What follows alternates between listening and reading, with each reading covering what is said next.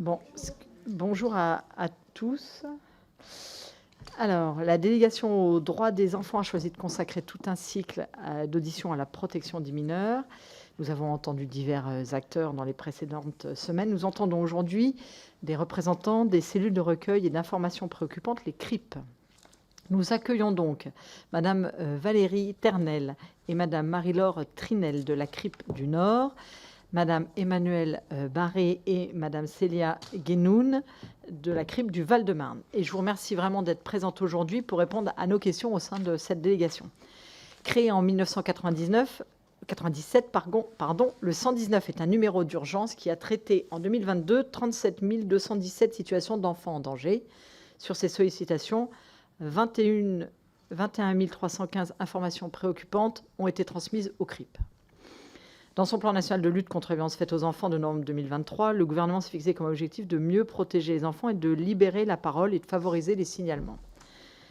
De fait, dès que la situation d'un enfant peut laisser craindre que sa sécurité ou sa moralité sont en danger, ou en risque de l'être, ou que les conditions de son éducation et de son développement physique, affectif, intellectuel et social sont gravement compromises ou risquent de l'être, les personnes témoins peuvent appeler le 119 pour faire un signalement. Et pour les professionnels, comme par exemple ceux de la santé, du social ou de l'éducation nationale, ils peuvent également rédiger une information préoccupante à destination de leur CRIP départemental. Rappelons que le rôle des CRIP est de centraliser et organiser le recueil, le traitement et l'évaluation de l'ensemble des informations préoccupantes qui leur sont adressées. Une évaluation de la situation sera alors menée et, le cas échéant, des actions de protection et d'aide seront conduites et un signalement au procureur pourra également être effectué dans certains cas. Je tiens donc particulièrement à vous remercier, et je pense bien sûr parler au nom de l'ensemble de mes collègues de la délégation, pour le travail de l'ensemble des professionnels de ces CRIP, de votre engagement et pour votre réactivité qui permettent d'apporter des réponses quand les enfants sont les plus en danger. Je pense qu'il faut le rappeler. Je vous propose de vous laisser la parole dans quelques instants pour un propos liminaire, puis nous passerons à des questions. Donc je vous propose de vous laisser la parole. Qui veut commencer parmi vous ? Il en faut un qui se lance. Bon, il y a pas de... Madame Ternel. Donc, je me présente peut-être, je suis Valérie Ternel, donc je suis médecin référent protection de l'enfance et responsable du pilotage et de l'animation de la cellule de recueil des informations préoccupantes du Nord. Donc le Nord, un département particulièrement conséquent, un petit rappel quand même contextuel, 2,6 millions d'habitants, le département le plus peuplé devant Paris et les Bouches-du-Rhône, même si on a, comme tous les départements, une baisse démographique, puisque nous arrivons pour 2022 à moins de 30 000 naissances. Le Nord a des caractéristiques structurelles représentatives de vulnérabilité dans sa population, au regard de difficultés économiques et sociales, comme un taux d'activité faible, un niveau de vie peu élevé et un faible niveau de qualification par rapport à la moyenne nationale. Ces difficultés économiques et les conditions de vie affectent particulièrement la vie des enfants et influencent d'éventuelles préoccupations. Les familles du Nord sont en moyenne plus nombreuses que les familles françaises. La monoparentalité est également plus répandue. La pauvreté touche presque un ménage sur 5. Tout ceci pour dire que ce sont des facteurs de vulnérabilité au regard de la protection de l'enfance. Le département du Nord a un budget extrêmement conséquent pour la protection de l'enfance. Nous arrivons cette année, je pense 2023, à quasiment 600 millions d'euros pour la politique enfance, famille, jeunesse et lutte contre les violences intrafamiliales. Au niveau du nombre d'enfants protégés, au 31 décembre 2022, alors ce n'est pas du tout dans mon propos l'histoire de faire la course, une concurrence avec les autres départements, mais nous sommes effectivement le premier département concernant le nombre d'enfants protégés. Presque 22 200 enfants protégés, 42% sur le plan d'une protection en milieu ouvert, aide éducative, et près de 13 000 mesures d'accueil, environ donc 58% en augmentation. Pour un ordre d'idée, le deuxième département derrière nous, c'est le Pas-de-Calais, avec environ 6 000 enfants placés. Le troisième, ça se tient entre la Seine-Saint-Denis et la Gironde, un peu plus de 5 500 enfants. C'est-à-dire que si vous additionnez le deuxième et le troisième département dans l'ordre, vous arrivez à nous, le premier département. Tout ça pour dire que nous avons donc une charge de protection de l'enfance qui est extrêmement importante. Et j'en arrive au nombre d'informations préoccupantes. Évidemment, vous devez bien comprendre que le nombre d'informations préoccupantes est extrêmement important. Depuis 2020, nous avons une explosion du nombre d'informations préoccupantes, comme tous les départements. En 2021, plus 15% par rapport à 2020. En 2022, plus 2%. Et en 2023, plus 12% par rapport à 2022. Ce qui fait qu'en 2023, nous avons réceptionné dans le Nord 9 343 informations préoccupantes. Cette masse d'informations préoccupantes va vous être à l'origine d'une explication concernant notre organisation qui est particulière dans le Nord. Depuis 2019, nous avons donc, au regard de la masse et de l'étendue de notre territoire, il était impossible pour nous d'organiser une cellule centrale et nous avons fait le choix d'avoir des équipes dédiées, formées spécifiquement. Donc nous avons dans le Nord une cellule centrale en direction enfants, famille, jeunesse, dont je suis la responsable, avec un gestionnaire et 2 chargés de mission. Dans les 7 territoires, donc des directions territoriales, chaque territoire a une équipe dédiée avec un responsable plus un adjoint et une équipe spécialement formée pluridisciplinaire. Marie-Laure Trinel, ma collègue, vous expliquera le fonctionnement. Moi, ma cellule centrale, son rôle, c'est d'assurer le lien entre les cellules territoriales et les institutions extérieures. En particulier, c'est moi qui suis en lien avec le 119, donc le SNATED, et c'est moi qui réceptionne les informations préoccupantes des CRIP des autres départements. Informations, bien entendu, que je retransmets sur les territoires. J'assure aussi la coordination des 7 cellules sur le plan des processus mis en œuvre, sur le plan de l'activité. Le rôle de la cellule centrale, c'est aussi d'apporter des propositions d'action concrètes visant à améliorer l'organisation, le fonctionnement et les pratiques professionnelles.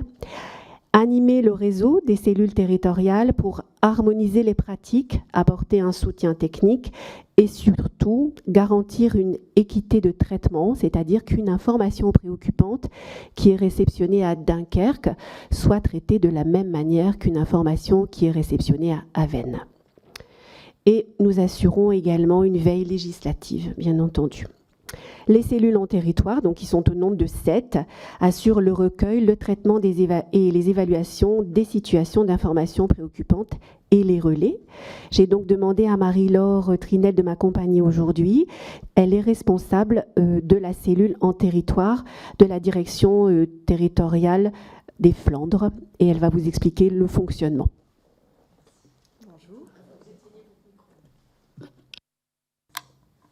Bonjour. Voilà, moi je suis chef de service et responsable d'une équipe, donc une équipe pluridisciplinaire. On y trouve plusieurs métiers, donc elles sont 20 sur 2 sites, puisque les Flandres, c'est le plus grand territoire du Nord. Donc on a des assistantes sociales, puéricultrices, éducateurs de jeunes enfants, EduxP, psychologues, et puéricultrice, je ne l'ai pas dit, je pense, et infirmière, voilà, qui sont là, en fait, pour travailler et pour mener ces évaluations avec les autres services du département et les services, nos partenaires, qui interviennent également auprès des familles. L'idée d'une évaluation, c'est de pouvoir, à un moment donné, pour toute information qui nous parvient, de pouvoir faire une première analyse de ce qu'on connaît déjà de cette situation. Est-ce qu'elle est déjà accompagnée ? Et donc, la première démarche qui est faite en information préoccupante dans nos services, c'est effectivement d'aller chercher, donc après l'enregistrement de toutes les informations, c'est d'aller chercher auprès de nos collègues qui sont en territoire également dans les services d'accompagnement PMI, SSP, donc service social de proximité, d'aller chercher les éléments déjà de connaissance de ces familles. Pourquoi ? Parce que l'idée, ce n'est pas nécessairement que l'évaluation soit la modalité d'entrée si des familles sont déjà accompagnées. Une information préoccupante, c'est un levier formidable pour un enfant et pour sa fratrie. On intervient pour tous les enfants qui vivent au domicile, même si un seul enfant nous a été identifié comme étant préoccupant. Notre manière d'intervenir fait qu'on interviendra pour tous les enfants qui vivent au domicile. L'idée, c'est vraiment de pouvoir ajuster, de savoir quel est le service le plus compétent pour intervenir par rapport à cette famille et par rapport à ces enfants. Donc, si d'autres services du département sont déjà en accompagnement de ces familles, ou si ces enfants bénéficient déjà de mesures de protection, ce qui est parfois le cas, on n'interviendra pas, nous, dans le cadre d'une évaluation. Par contre, on assurera effectivement le transfert de toutes les informations qui nous avaient été transmises pour que les services qui accompagnent déjà ces enfants puissent reprendre les éléments et vraiment veiller à ce que les éléments d'inquiétude soient pris en charge. Pour le reste des situations qui ne sont pas accompagnées ou qui ne sont pas déjà en protection, c'est le travail de la CRIP que de prendre attache avec les 2 autorités parentales, de pouvoir vraiment venir déposer auprès d'eux notre façon de travailler, ce qu'est notre cadre de travail, pourquoi on est là. Une information préoccupante, c'est un levier, c'est d'abord une porte d'entrée pour aller vers l'aide. C'est aussi s'assurer que ces enfants trouvent réponse à leurs besoins. Voilà, donc notre travail, c'est vraiment d'entrer en contact avec les familles, avec les parents, rencontrer les enfants. Donc, on suit notre décret qui est très clair au niveau des évaluations. Il y a la rencontre avec les 2 autorités parentales, une rencontre seule qui est proposée avec chacun des enfants. Pour des enfants de moins de 2 ans, bilan médical qui est posé de manière systématique, proposé aux parents. Prise de contact avec l'ensemble des partenaires qui gravitent autour de ces enfants, en transparence avec les parents qui en sont informés et qui ont vraiment et qui accompagnent toute notre démarche d'évaluation, puisqu'on est sur des évaluations participatives. Donc l'idée, c'est vraiment de comprendre une évaluation, c'est une procédure de compréhension d'un système familial et d'attention portée à un enfant au niveau de sa santé, sa scolarité, ses liens avec sa famille, ses liens avec sa fratrie, ses liens avec ses parents. Et c'est de comprendre ce qu'il vit, de comprendre si ses besoins sont pris en charge de manière adaptée et, le cas échéant, si ça n'était pas le cas, de pouvoir vraiment venir être force de proposition auprès des parents et auprès de ses enfants. On travaille également autour du contexte de vie qui peut impacter cet enfant. Et puis, avec les parents, de travailler avec eux de quelle manière ils conçoivent leur parentalité, de quelle manière ils conçoivent le lien avec leur enfant. Est-ce qu'ils se sentent en difficulté ? Est-ce qu'il y a des choses qui font particulièrement ressource dans leur milieu de vie, dans leur environnement ? C'est tout ce travail de compréhension et d'évaluation que nous menons. L'objectif, c'est de pouvoir venir dégager des choses... 3 axes, je vais le dire comme ça. C'est est-ce qu'il y a des problématiques particulières ? Est-ce que celles-ci font danger pour l'enfant ? Si c'est le cas, comment les parents comprennent cette notion de danger et comment ils sont prêts à s'y investir et pour trouver des pistes de solutions, de sortie de ces éléments de danger ? Et puis, voilà, est-ce que nous, services, pouvons faire des propositions, soit en prévention, soit en protection, si nécessaire. Voilà. Merci beaucoup. J'aurai des questions après.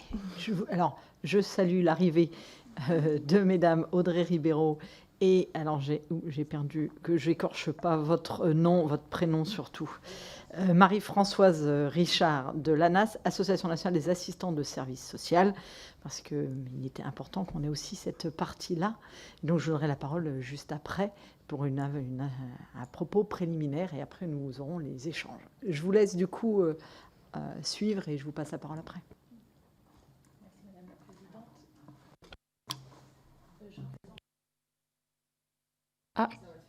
Voilà. Je suis Emmanuelle Barré, DGA Solidarité du département du Val-de-Marne. Peut-être juste en préambule très rapidement, je souhaitais saisir cette occasion pour vous remercier pour ce cycle de travail. Il va contribuer très certainement à objectiver à la fois la richesse et toute la complexité de la protection de l'enfance en France. Et vous savez que la protection de l'enfance est en situation plus que délicate actuellement. Très rapidement, le département du Val-de-Marne il fait figure de petit poucet par rapport au nord. Et pourtant, il compte 1,4 million habitants et il a 25% de sa population à moins de 20 ans. 25%. La protection de l'enfance au département du Val-de-Marne, ce sont 1100 professionnels qui se répartissent dans 3 fonctions publiques, fonction publique territoriale, hospitalière et le statut d'assistant familial. C'est un budget de fonctionnement strictement sur la protection de l'enfance de environ 200 millions d'euros par an, masse salariale comprise. Et ce sont surtout 5500 enfants suivis ou confiés, 2400 enfants suivis à domicile ou dans le cadre d'une mesure administrative, 3000 enfants confiés physiquement et 1100 MNA à ce jour parce que le chiffre augmente chaque jour. La CRIP du Val-de-Marne, elle a été créée en 2005, soit 2 ans avant la loi de 2007. C'est peut-être ce qui explique aussi notre présence ici aujourd'hui. Et c'était à l'initiative de Michel Créoff.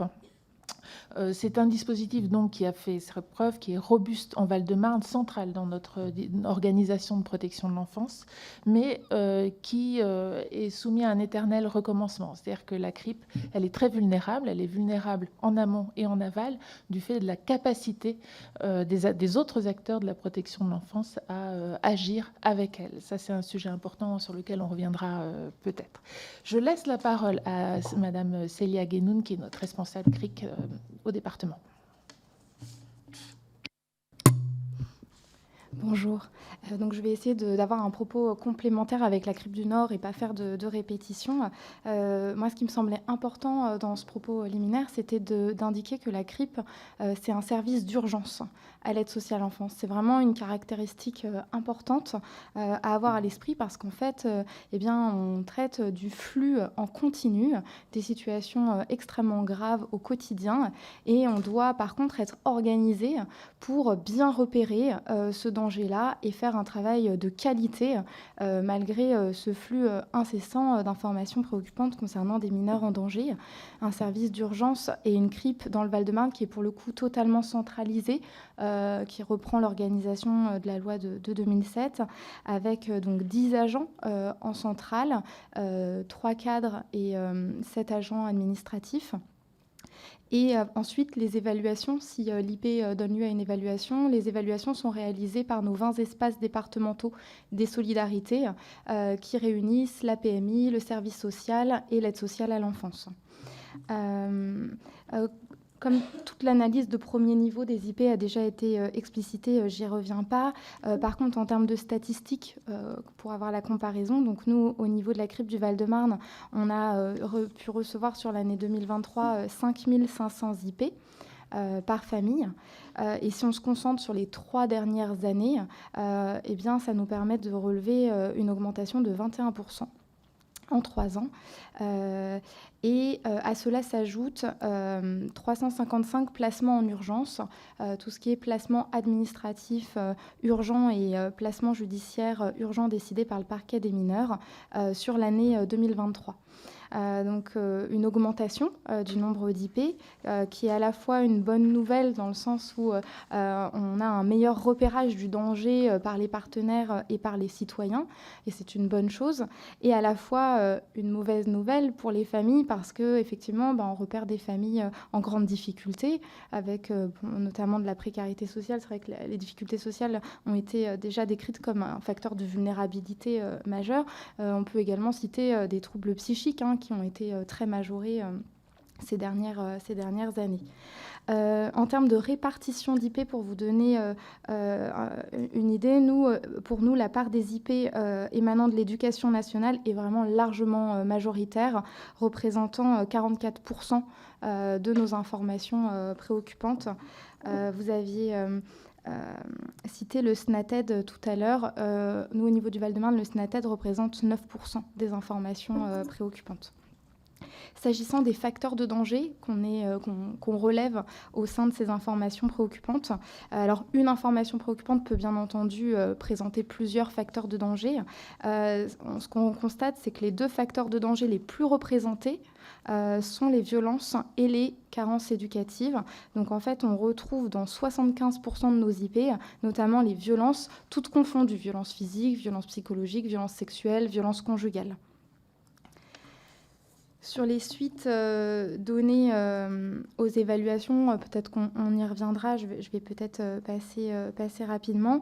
On voulait insister sur notamment les outils développés au sein du Val-de-Marne sur le repérage et l'évaluation des mineurs en danger, avec notamment donc notre département qui dispose de supports de communication à destination de tous les partenaires, notamment un guide de l'IP et du signalement et une trame départementale d'IP accessible par tous sur le site du département et qu'on communique bien entendu régulièrement à tous nos grands partenaires. Le département s'est également doté d'outils méthodologiques pour évaluer rigoureusement les situations de mineurs qui font l'objet d'une information préoccupante, et notamment un référentiel d'évaluation et un guide pratique de l'évaluation, donc partagé par l'ensemble des professionnels qui participent à cette mission d'évaluation. La décision de la CRIP, elle se base effectivement sur une évaluation pluridisciplinaire réalisée par une équipe de professionnels qui sont formés et donc est effectivement mis en place dans le département une formation obligatoire de tous les professionnels en charge des évaluations sur la méthodologie et les connaissances fondamentales à avoir pour conduire ces évaluations, avec notamment un focus sur les violences intrafamiliales visant un repérage systématique de ces violences. L'un des défis à relever, pour ne pas vous donner juste un tableau merveilleux, c'est la question des délais d'évaluation, puisque l'idée, quand on reçoit une information préoccupante, c'est d'évaluer la situation de l'ensemble des mineurs présents au domicile dans un délai de 3 mois. Donc c'est vrai que c'est une force d'être bien repéré par les partenaires, d'être bien alerté de manière précoce et de ne pas passer à côté d'un mineur en danger. La contrepartie, c'est d'avoir à traiter un flux très important d'informations préoccupantes avec des organisations de services et parfois des moyens humains qui ne sont pas toujours en capacité de suivre ce rythme. Donc on a besoin d'un dispositif très fluide et de toujours réfléchir à nos organisations, notamment sur comment renforcer nos outils de pilotage, comment est-ce que c'est une bonne idée de développer la spécialisation des professionnels aux évaluations. Ce sont des expérimentations qu'on réalise ces dernières années.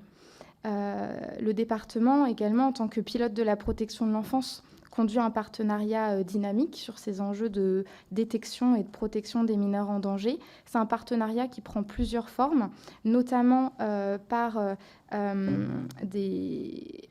formalisation de protocoles partenariaux avec nos partenaires principaux. Je pense notamment au Parquet des mineurs, qui est notre partenaire judiciaire principal au niveau de la CRIP, et également avec les partenaires de santé et de l'éducation. On a également signé un protocole avec l'éducation nationale, toujours dans ce souci de bon repérage et de fluidité et de coordination entre nos institutions.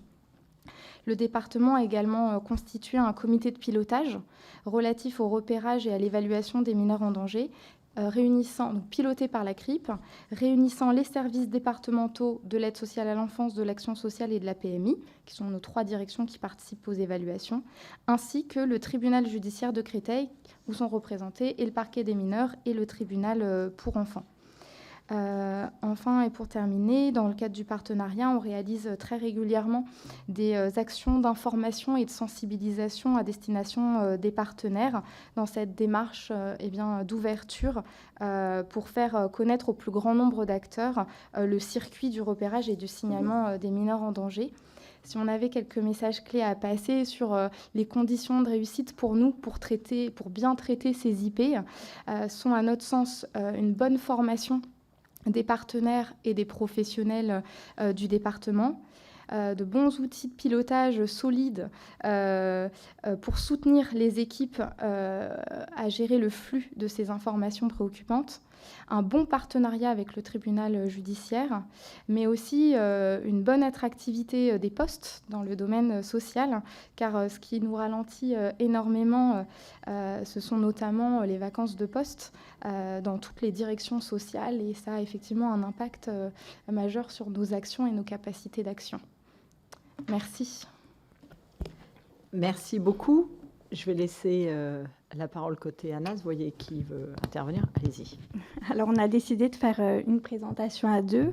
Donc, on est toutes les deux mandatées par l'Association nationale des assistants de services sociaux, donc l'ANAS, pour présenter le point de vue des professionnels assistants de services sociaux. Donc, l'ANAS, notre association, est une association professionnelle qui existe depuis un peu plus de 80 ans. Bientôt, et la problématique de l'enfance et de la protection de l'enfance est vraiment un sujet au cœur de notre association.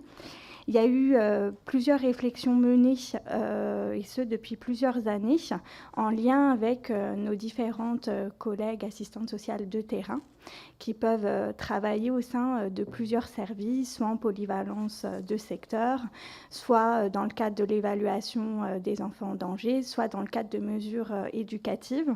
Donc voilà, nous, on s'appuie sur ces différents champs professionnels pour essayer de mener une réflexion globale au niveau national et notamment sur les compétences, la formation nécessaire au niveau des assistants de services sociaux.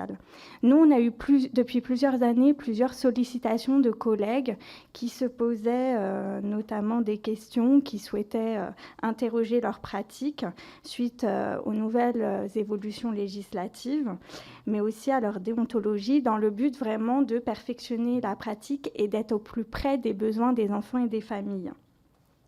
Pour ma part, pour entrer un peu plus dans le détail, j'ai travaillé plusieurs années en polyvalence de secteur et aussi dans le cadre de l'évaluation des informations préoccupantes. J'ai aussi mené des actions plutôt de prévention, voilà, auprès des familles. Je laisse ma collègue se présenter. D'accord. Oui, donc du coup, c'est vrai que nous intervenons au titre de l'ANAS. Bien entendu, moi j'ai rejoint cette association depuis plus de 10 ans. Je suis nouvellement retraitée, donc j'apprends depuis octobre, mais j'ai exercé moi au sein de l'Éducation nationale pour la majeure partie de ma carrière. Et j'ai rejoint aussi en tant que formatrice l'école de service social de Limoges, Croix-Rouge. Donc, et j'ai terminé comme conseillère technique auprès de l'Académie de Limoges, donc avec un certain intérêt particulier pour la protection de l'enfance. On ne peut pas dire qu'on a fait une analyse rétrospective, ou exhaustive en tout cas, de tous les éléments concernant les assistantes de service social, vu le temps qui nous était imparti, mais on va essayer de faire ressortir peut-être les principales, les points clés des réflexions des AS. On fait partie toutes les deux de la commission déontologique. C'est vrai qu'on a été souvent soumis à des questions autour de la protection de l'enfance, bien naturellement, et compte tenu du contexte, compte tenu des nouvelles législations. Après, c'est vrai qu'on a envie d'attirer l'attention sur les IP, mais également sur le signalement, comment ça se passe, et sur les remontées du terrain, sur la multiplication des saisines des IP, et aussi sur le besoin de formation des personnels autres que nous-mêmes. Voilà. Dans les échanges et les échanges et réflexions qu'on a eues sur la pratique professionnelle, parce qu'on est vraiment, nous, sur la pratique, sur le quotidien auprès des familles et des enfants, ce qui est ressorti dans les réflexions des collègues assistants de service social, c'est de bien distinguer ce qui relève de l'accompagnement social et du soutien à la parentalité, toutes cette fonction d'accompagnement et de prévention, aussi d'action collective, que ce soit dans le groupe, par exemple, de parole de jeunes parents ou d'action collective en lien, du coup, avec des partenaires pour préparer l'accueil du jeune enfant, par exemple. Donc voilà, ça qui fait partie de l'accompagnement en dehors d'un cadre juridique, dans le cadre d'une évaluation, information préoccupante. Nous, on fait bien un distinguo entre le fait d'accompagner les familles et l'évaluation d'une information préoccupante. Quand on est mandaté dans le cadre d'une information préoccupante, on a aussi un changement de notre posture professionnelle. C'est-à-dire que la famille, suivant la situation où elle nous rencontre dans le cadre de l'évaluation d'une information préoccupante, plutôt que dans le cadre d'un accompagnement classique, on sait qu'au niveau relationnel, elle n'aura pas du tout le même lien de confiance avec nous, il n'y a pas du tout les mêmes enjeux. Donc nous, au niveau professionnel, la réflexion, c'est de se dire qu'il y a différents enjeux. Le premier, c'est le retour des collègues, c'est que ça demande vraiment des compétences particulières au niveau relationnel pour essayer, malgré ce mandat, malgré aussi le fait que les familles viennent nous voir dans le cadre de l'information préoccupante. Oui, elles ont le choix, elles ne vont pas voir le juge, mais en même temps, il y a aussi un enjeu pour elles derrière de ce qu'on va déterminer par rapport à la suite de leur enfant. Donc, c'est de prendre en compte ça pour les familles au niveau de l'enjeu relationnel et malgré tout essayer, dans le juste équilibre du respect de leur vie privée et aussi du respect de l'enfant, d'essayer de voir s'il y a situation de danger ou pas et quelle aide on peut mettre en place ou proposer éventuellement. Donc voilà, ça nous semble être un distinguo important, mais aussi de distinguer dans notre posture professionnelle ce qui relève de la rédaction d'une information préoccupante, du signalement. Là encore, l'enjeu, il est différent. Nous, en tant que professionnels, quand on rencontre une famille, on a des compétences d'analyse et de réflexion qui fait qu'on va pouvoir se poser et voir si la situation peut être réglée dans le cadre d'un accompagnement ou s'il faut plutôt une évaluation pluridisciplinaire dans le cadre d'une information préoccupante ou si le danger est avéré, caractérisé et qu'il y a impossibilité avec les détenteurs de l'autorité parentale, de trouver une solution, là, de signaler conformément aux principes du Code de l'action sociale et des familles. Donc voilà, nous, c'était les points qui nous semblaient importants, déjà pour préciser le cadre et les différentes modalités d'intervention. Et par rapport aux remontées de terrain, les remontées qu'on a des collègues sont pareilles, sont la multiplication du nombre d'informations préoccupantes qui, du coup, implique forcément de la part des conseils départementaux une augmentation des besoins au niveau financier et humain et la gestion d'équilibre difficile pour, du coup, répondre aux délais, et ce, en essayant de conserver une intervention de qualité, parce que le but est justement pour l'enfant qui puisse, et pour les familles, qui puissent avoir l'évaluation et la prise en charge la plus adaptée.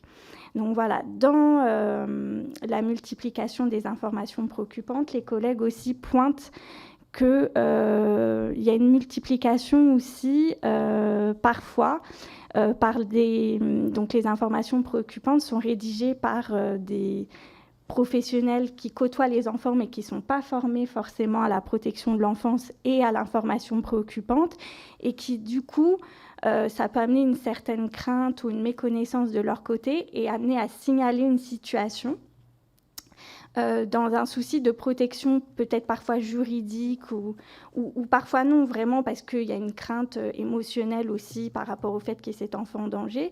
Sauf que du coup, le fait que ça n'a pas été toujours posé avec les familles par la personne qui rédige cette information préoccupante, qui n'est pas formée, les mots ne sont pas posés. Et justement, nous, après, pour évaluer ou reprendre les choses avec la famille, c'est encore plus compliqué. Parce que quand il n'y a pas eu d'action préalable, du coup, nous, on vient en second lieu et déjà, il y a tout à remettre à plat. Et ça aussi, c'est important à tenir en compte dans l'évaluation et aussi de la suite de l'adhésion des familles.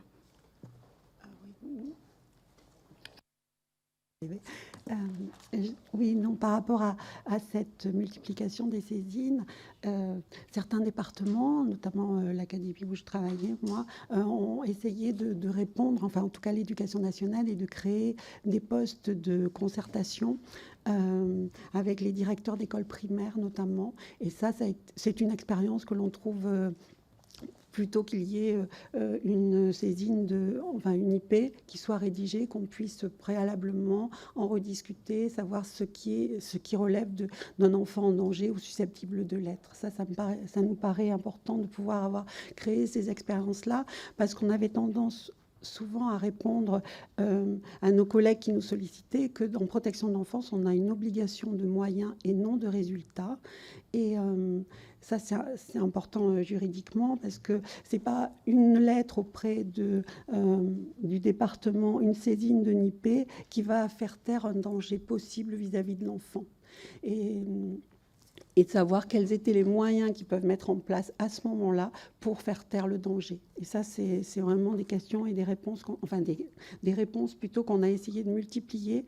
Et c'est vrai que toute cette formation du personnel, quand on voit le nombre d'IP qui viennent de l'Éducation nationale, on peut quand même se poser la question de savoir qu'est-ce que ces personnes recherchent à travers cela. Est-ce que c'est dégager de responsabilité vis-à-vis de l'enfant? Est-ce que émotionnellement c'est pas supportable pour eux? Comment on peut les accompagner? Nous, en tant qu'AS, avec nos moyens, il n'y a pas d'AS dans le primaire pour beaucoup d'endroits. Donc, c'était savoir comment les accompagner pour les aider à réagir face à un enfant qui nous inquiète, voilà. Et c'est vrai que toute notre formation, tout notre savoir-faire, tout notre savoir-être, c'est des choses que l'on peut partager et qui pourraient permettre d'accompagner ces professionnels. Voilà. Ça nous paraissait important de le dire. Merci beaucoup pour ces quelques mots. Effectivement, on a reçu les professionnels de l'Éducation nationale qui vont dans le sens que vous indiquez, c'est-à-dire un besoin d'accompagnement et aussi de clarification partout sur le territoire, parce qu'a priori, c'est quand même très différent d'un territoire à l'autre. Ce que je vous propose, c'est que voilà, on passe côté. Est-ce que tu as des... Je te laisse intervenir, Virginie. Merci pour vos présentations. J'ai appris personnellement beaucoup de choses. Alors, je suis ni dans le Nord, ni dans le Val-de-Marne, donc je suis sur un autre département, ayant été en charge de l'éducation pendant 15 ans dans une des villes des Hauts-de-Seine, donc confrontée aussi avec des situations compliquées. De ce que j'entends dans ce que vous dites, c'est que vous parlez des 3 dernières années. Donc, la première question, c'est est-ce que, évidemment, la crise sanitaire a exacerbé ces informations préoccupantes? J'ai envie, malheureusement, de croire que, malheureusement, oui. Ce qui peut-être aussi a permis aussi de révéler certaines situations qui existaient avant, mais qui, de par la crise sanitaire, ont un peu explosé. Donc ça, c'était ma première question. Au niveau des collectivités territoriales, vous parliez du nombre de signalements à l'Éducation nationale, mais les collectivités, est-ce que vous avez à peu près une proportion des IP qu'elles peuvent faire dans le cadre de l'accueil d'enfants sur les temps autres que ceux de l'école? De ce que je comprends dans ce que vous avez dit, c'est que il peut y avoir aussi une multiplication des IP qui ne sont pas forcément des IP, si je puis dire, et que en fait, l'idée serait peut-être d'avoir une intermédiation pour déterminer s'il faut aller au-delà. Et puis, effectivement, vous avez parlé des délais pour avoir eu des directeurs, directrices d'école qui ont été amenés à faire un certain nombre d'informations préoccupantes. Effectivement, on a toujours cette angoisse quand on fait une information préoccupante, c'est qu'on estime qu'il y a un danger, et les délais sont très longs et potentiellement sans aucune nouvelle derrière de prise en charge, où les directeurs ou directrices d'école ne sont pas forcément informés. Donc, quel serait pour vous, en termes d'information et d'échange par rapport à celles et ceux qui font des IP, en termes de communication, pour être au courant de l'évolution de la situation? Voilà les quelques petites questions, et je vous remercie une fois encore pour votre engagement. Merci beaucoup, Virginie. Isabelle? Je viens à double titre pour m'excuser de mon retard, puisque du coup j'avais une autre réunion avant qui a un peu tardé. Par ailleurs, je me permets de dire que, parce que comme il y a le Nord et le Val-de-Marne, tout d'abord saluer l'ensemble des personnels, et puis vous dire que dans le cadre d'une commission d'enquête à venir, avec la DDE, on a évidemment un axe fort avec la présidente Perrine Goulet pour travailler autour de ce sujet de l'enfance en danger. J'avais une question à vous poser, puisque je me suis excusée de ne pas vous avoir entendu, du coup, donc j'en suis évidemment désolée. Donc ma question portera sur, non pas les propos que vous avez pu tenir, mais le sujet des IP, puisqu'hier, par exemple, je vais vous donner un exemple très précis. Ce qui m'intéresse, c'est de savoir la répartition parquet et CRIP. Pourquoi? Hier, je voyais le procureur du Val-de-Marne et il me disait donc du coup que c'était 70-30, donc 30 pour le Val-de-Marne au niveau de la CRIP, 70 pour le parquet au niveau des informations préoccupantes, ce qui fait que même quand vous avez évoqué vos propos donc tout à l'heure, auxquels je n'étais pas présente, il faut bien mettre ça en corollaire des chiffres avec ce qui est fait aussi directement au parquet. Et là aussi, chaque tribunal va varier. Ça se trouve, il y en a qui vont dire c'est 25 et 75, enfin, etc., etc. Et donc, en fait, nous, par le procureur, c'était le chiffre de 30 et 70. Vous, sur le Nord, je ne sais pas si vous connaissez cette répartition, mais elle est assez intéressante, en fait, à entendre et à écouter et à comprendre aussi le fonctionnement. Et puis, vous demandez, et là c'est pour le Nord, parce que le Val-de-Marne, vu que j'ai été vice-présidente pendant très longtemps à leur côté, je connais les politiques publiques qu'ils mettent en place. Donc, c'est plutôt pour le Nord que j'aimerais vous poser la question.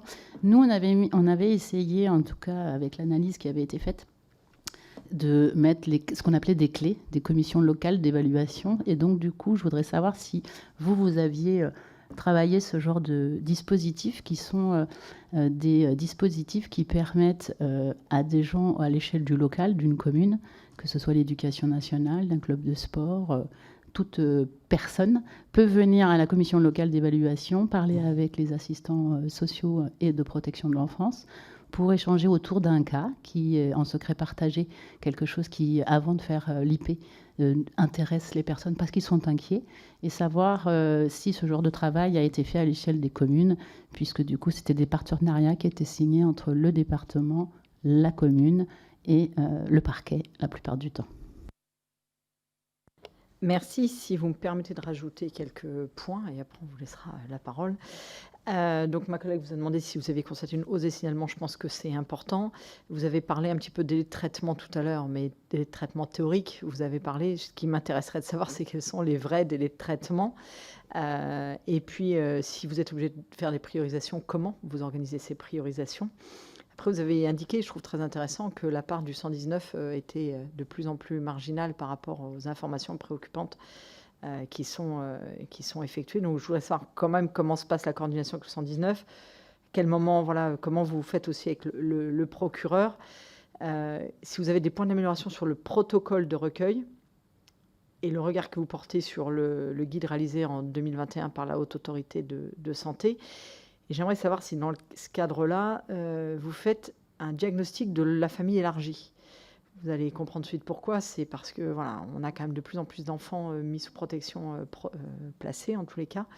Et donc voilà, moi je plaide pour qu'on regarde quand même aussi le tiers digne de confiance, mais on nous rétorque souvent que cette partie-là n'est pas forcément évaluée. Donc je voulais avoir votre retour.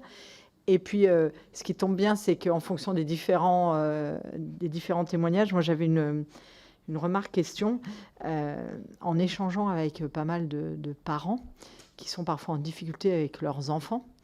Ils hésitent à solliciter les services sociaux parce que malheureusement, de plus en plus, on assimile les services sociaux à placement et moins à aide. Oui, c'est ça. La DAS. Et donc la question que je me pose, et c'est intéressant compte tenu de vos diverses organisations, c'est est-ce qu'on doit continuer à avoir, comme vous l'indiquiez, deux postures pour le même professionnel quand il va voir la famille, un coup il est bienveillant, un coup il est inspecteur, ou est-ce qu'il faut avoir deux services séparés pour que les parents puissent conserver une relation, j'allais dire, constructive et bienveillante avec le travailleur social qui s'occupe d'eux tout le temps, et une équipe dédiée sur les informations préoccupantes. Je me pose la même question au niveau des PMI, parce que pour moi, c'est la même chose. C'est-à-dire, est-ce qu'il ne faut pas dissocier pour justement éviter que, même s'il y a un accompagnement milieu ouvert, la cassure se fasse avec le professionnel qui a l'habitude de suivre la famille en temps normal. Donc voilà dans les réflexions que j'ai à l'heure actuelle. Donc je vous laisse la parole comme vous voulez pour répondre un peu comme vous voulez à tout ce qu'on vient de se dire dans un premier temps. Peut-être, si vous me le permettez, je rebondis sur vos derniers propos.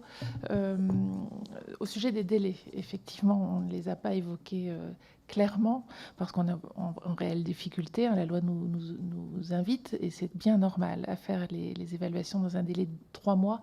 En vérité, notre délai moyen est de 6-7 mois aujourd'hui au département, ce qui ne veut absolument pas dire que tout ce qui est urgent n'est pas traité dans les 24 heures. On gère absolument dans les délais normaux nécessaires les urgences, mais généralement, notre délai de réalisation des IP s'élève à 6-7 mois actuellement. Ça relève de plusieurs raisons. Une raison, bien sûr, RH, évidemment. En ce moment, on a, je pense que c'est la même chose dans le Nord, quoique la région parisienne a sa particularité. On a de grosses difficultés de recrutement. On a aujourd'hui 25% de nos postes de travailleurs sociaux en EDS vacants et d'éducateurs également. Donc, évidemment, on ne fait pas aussi vite quand on n'est pas doté à plein. Autre sujet, très probablement, et ça je pense que tous les départements sont là-dessus, une question d'organisation. Comment on organise la réalisation de ces évaluations en garantissant le regard pluridisciplinaire, en étant plus proche du terrain, etc. Ça, c'est un vrai sujet. Je pense qu'il n'y a pas de bonne solution. On est tous à la recherche de quelque chose, et une solution, c'est celle que vous évoquez, qui peut être celle de la spécialisation effectivement d'équipe. D'une part, pour soulager les TS et les éducateurs quand ils en font, ce qui est le cas dans le Val-de-Marne, de ce double rôle qui est compliqué à mener, Madame le disait, être à la fois inquisiteur et accompagnateur, mais aussi pour faciliter tout simplement en termes d'organisation la réalisation de ces évaluations. Après, très concrètement, c'est compliqué de trancher et de passer le cap, parce que pour les professionnels, et là peut-être que mesdames pourront le confirmer, faire des évaluations à longueur de journée, à temps plein, c'est extrêmement lourd et compliqué. Alors ça apporte un savoir-faire et une spécialisation qui serait certainement bénéfique, mais au quotidien, la charge mentale associée à cette mission, à mon avis, n'est pas tenable. Moi, ce que je pense en théorie, c'est que ce sont des missions qu'on ne peut exercer, mais là encore, je me retourne vers les professionnels de terrain, qu'on ne peut exercer véritablement qu'1 ou 2 ans, voilà, pour faire une expérience dans sa vie professionnelle, mais que ça me paraît très compliqué, à moins que certaines personnes le souhaitent, bien sûr, mais très compliqué de le faire sur le long terme. Donc oui, la question des délais, elle est prégnante, et malheureusement...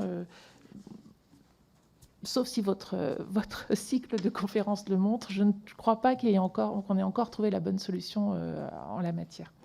Dernier mot peut-être sur les IP, vous disiez qu'ils ne sont pas des IP, madame. Effectivement, alors on en a, je pense qu'il y a 2 solutions pour les limiter. La première, c'est la formation, l'information de nos partenaires. C'est vrai que nous, Célia sera plus précise que moi, mais on a réussi à limiter ce nombre d'IP qui ne sont pas des IP grâce à l'information, et notamment des relations très proches avec l'éducation nationale, qui est notre principal pourvoyeur de signalement. Et puis je crois aussi beaucoup, je crois que vous avez eu un cycle dessus, à la prévention, véritablement.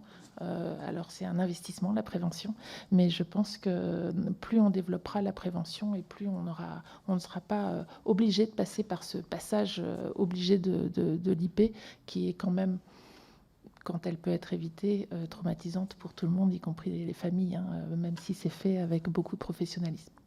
Voilà, je laisse la parole peut-être à ma collègue ou aux collègues. Oui, alors je dirais qu'il y a plusieurs enjeux justement dans cette question-là. Déjà par rapport au fait de dissocier le pôle accompagnement du pôle évaluation. Alors généralement quand même dans la majorité des départements, quand on est assistant social et qu'on accompagne une famille et qu'on rédige une information préoccupante qui amène une évaluation, généralement c'est un autre professionnel qui évalue la situation pour plus d'objectivité. et aussi dans un cadre pluridisciplinaire qui est très important et qui amène une vraie plus-value à l'évaluation de l'information préoccupante. Donc voilà, ça permet quand même de dissocier, même si c'est dans un même service, quand même symboliquement, ça acte que le professionnel qui accompagne, ce n'est pas celui qui évalue. Donc voilà, ça peut permettre de limiter les choses. Moi, quand je parlais de ce changement de posture, c'est-à-dire que dans les services en polyvalence de secteur, par exemple, là où il n'y a pas de cellules dédiées, généralement, les collègues assistants sociaux ont fait à la fois de l'accompagnement global et en plus de l'accompagnement global généraliste des familles, on fait en plus les évaluations d'informations préoccupantes. Donc ça veut dire que même si c'est pour des familles différentes, on passe d'une posture à l'autre où on sait mesurer la relation de confiance ou non et les enjeux liés à l'information préoccupante. Par rapport aux familles, justement, et c'est pour ça qu'on parlait de la multiplication des informations préoccupantes, et pour nous, l'enjeu en tant que professionnels aussi, c'est de comprendre pourquoi. Pourquoi il y a cette multiplication? Est-ce qu'il y a plus d'enfants en danger? Est-ce que c'est notre vision qui est différente de ce qu'on accepte ou pas au niveau de la société? Ou est-ce que c'est par rapport à une peur du juridique, de l'émotionnel, ou pour des professionnels qui côtoient l'enfant mais qui ne sont pas formés, qui ne connaissent pas la protection de l'enfance, ça peut être compliqué, ils le font, donc de ce que vous appelez des fausses IP. Nous, en tant que professionnels, on dirait que, je suis bien d'accord avec vous, et on est d'accord, c'est l'aspect prévention. C'est-à-dire que quand on fait les deux, quand on accompagne, mais qu'on évalue aussi les informations préoccupantes, on est formé à essayer d'analyser qu'est-ce qui se passe, quelle action de prévention on peut mettre en place, et pour nous, tout se complète. C'est-à-dire qu'on est à la fois dans le fait que oui, on accompagne quand le danger est déjà là, mais on peut aussi analyser une situation et faire à la fois de la prévention primaire, secondaire, tertiaire. Et c'est un ensemble qui doit trouver un équilibre. Une des solutions pour nous qui est moins d'informations préoccupantes, ça passe par la prévention, où plus il y a de prévention, moins il y aura de situations comme ça. Suivant l'organisation des départements, il est vrai qu'il y a des cellules spécialisées où les collègues font que de l'évaluation d'informations préoccupantes. Nous, les retours qu'on a pour ces situations-là, c'est à la fois des avantages et des inconvénients. Les avantages, c'est une formation, c'est-à-dire que pour évaluer une information préoccupante, plus ça va, plus les compétences ont été développées. Et plus c'est assez fin, et plus on est formé, plus on a une expertise, mieux on va accompagner les familles, plus on va travailler en pluridisciplinarité. Et du coup, c'est une vraie force, cette formation. Plus les collègues sont stables, plus c'est une force. Après, au niveau des enjeux émotionnels, relationnels, parce que dans l'information préoccupante, il y a différents degrés, c'est-à-dire qu'il y a les fausses IP, il y a ceux où on peut proposer de l'aide et il y a des situations vraiment dégradées.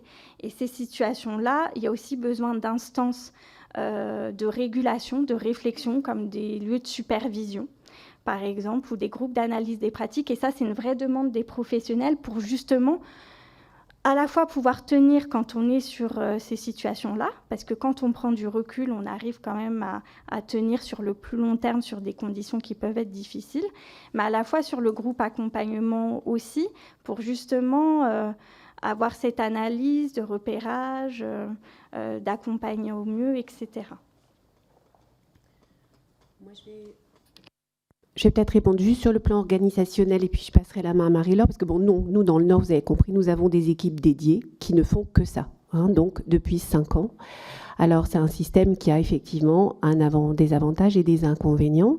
Donc, auparavant, nous avions un système où, en unité territoriale, ça s'appelait comme ça, des SSP, PMI, ASE faisaient les IP, voilà.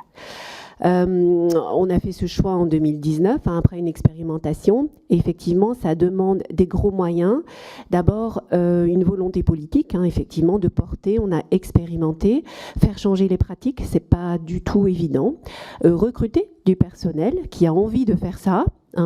Et faire de l'évaluation 5 jours sur 7. Et puis, ça demande effectivement donc une organisation et une formation. Donc, le département a fait effectivement le choix de former tous ces professionnels, CRIP et pas CRIP. J'y tiens. Ça, c'est pour l'histoire de l'accompagnement, parce que pour moi, on évalue même quand on accompagne. Hein. Donc moi, je ne saucissonne pas une famille, je l'évalue, je l'accompagne, je fais tout en même temps. Donc, du coup, toutes les professionnels sont formés à l'ancien référentiel CREAI, qui est maintenant le référentiel ESOP. Bon, moi, je suis transmettrice, et un référentiel qui est en grand accord avec le référentiel de la Haute Autorité de Santé. Il y a très peu de différences, à part sur les compétences parentales. Donc, tous nos professionnels sont formés, et du coup, ils acquièrent une expertise, effectivement, et une reconnaissance vis-à-vis des partenaires. Du coup, ils vont plus vite. Et alors, je vais dire, c'est pas très bien, mais ils évaluent mieux. Oui, c'est vrai. Et ils évaluent mieux, ils acquièrent des pratiques. Donc, je pense que ces équipes dédiées, c'est un plus. Mais on arrive aussi à une embolisation du système. Nous sommes à 5 ans, on est en difficulté comme tout le monde. Hein, voilà, à recruter. Voilà, c'est pas très porteur.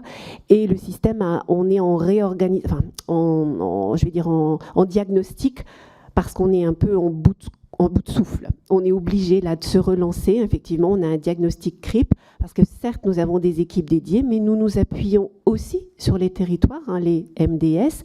La CRIP peut faire une évaluation seule, un juste professionnel de l'équipe dédiée, peut aussi faire une coévaluation avec un professionnel de la MDS ou une coévaluation avec un professionnel externe, comme une AS du service social en faveur des élèves, puisque c'est écrit dans la loi. Hein. Donc, il faut aussi qu'on invente des choses, parce que sinon, effectivement, c'est un système qui sera rapidement embolisé du fait des risques. Et donc, Marie-Laure pourra vous dire, effectivement, puisqu'elle a des risques psychosociaux dans ses équipes. Je vais essayer aussi de répondre aux autres questions. Ça fait 5 ans en fait que j'en suis donc à la responsabilité de cette équipe, et j'ai une équipe stable, donc des filles pour la plupart. On a un gestionnaire qui est dans l'équipe, mais sinon les évaluatrices sont essentiellement des femmes. Elles sont passionnées, elles adorent ce qu'elles font. Ça fait 5 ans qu'elles sont là. Alors oui, je pense que là, on va commencer à avoir le petit turnover, d'avoir envie de faire autre chose. Je pense que ce qui a fonctionné, alors je vais vous parler plus de mon équipe et de la Flandre, hein, on a une organisation sur l'ensemble du département, et après très au local, en fonction de nos particularités. Moi, par exemple, il y a 2 sites distants de 50 km, donc j'ai vraiment une particularité au sein du département avec cette organisation-là, et donc on a dû créer aussi et ajuster un peu nos moyens. Donc, moi, je vois une vraie différence dans la teneur de nos IP aujourd'hui. Il y a quelque chose qui a véritablement changé entre il y a 5 ans et aujourd'hui. Pas seulement en nombre, puisque, alors nous, en Flandre, on a évalué 1289 enfants en 2023, pour vous donner à voir un peu. On en avait évalué beaucoup moins 5 ans plus tôt. Mais ce qui a vraiment changé, je trouve, c'est... alors, j'entendais les fausses IP, moi, je ne les appelle pas comme ça, mais... En fait, il y a un espèce, et je pense que c'est très chouette, il y a des campagnes qui ont été menées, il y a une sensibilisation de la société civile, on a des augmentations, effectivement, du coup, de ces flux d'IP qui nous rentrent, et je crois que de la place de la personne qui fait l'IP, cette IP, elle est fondée. Quelqu'un qui fait une IP, c'est quelqu'un qui s'inquiète pour un enfant. Et quand on démarre nos évaluations avec les parents, moi, ce que je leur dis, c'est que ils ont de la chance que quelqu'un se soit inquiété pour leur enfant, puisque du coup, on est là, et on va pouvoir réfléchir avec eux et comprendre ce qu'ils sont en train de vivre et comprendre ce que ces enfants sont en train de vivre. Voilà. Donc, nos évaluations, c'est pas, on n'est pas des enquêteurs. On n'est pas là pour savoir si tel jour, à telle heure, monsieur, il a mis une baffe à son gamin ou pas. Voilà. Ça regarde vraiment les brigades des mineurs, ça regarde les services d'enquête de police. Nous, notre travail, c'est de savoir comment vont les enfants, qui ils sont, comment ils grandissent, est-ce qu'ils grandissent avec tout ce dont ils ont besoin, est-ce que leurs parents sont attentifs à ces besoins-là, est-ce qu'ils les comprennent, ou est-ce qu'eux-mêmes, envahis de choses pas si simples dans notre société actuelle, ils ont un peu perdu le fil. Et c'est vraiment ça, c'est comprendre avec eux ce qui se passe à ce moment-là de leur vie. Donc, en Flandre, on tient nos délais, donc on est à 3 mois. C'est pas, alors on n'a pas tout à fait les mêmes territoires, hein. Il y a d'autres endroits sur le territoire, je pense à la métropole lilloise, ils sont envahis d'IP, c'est un territoire énorme et ils font vraiment comme ils peuvent.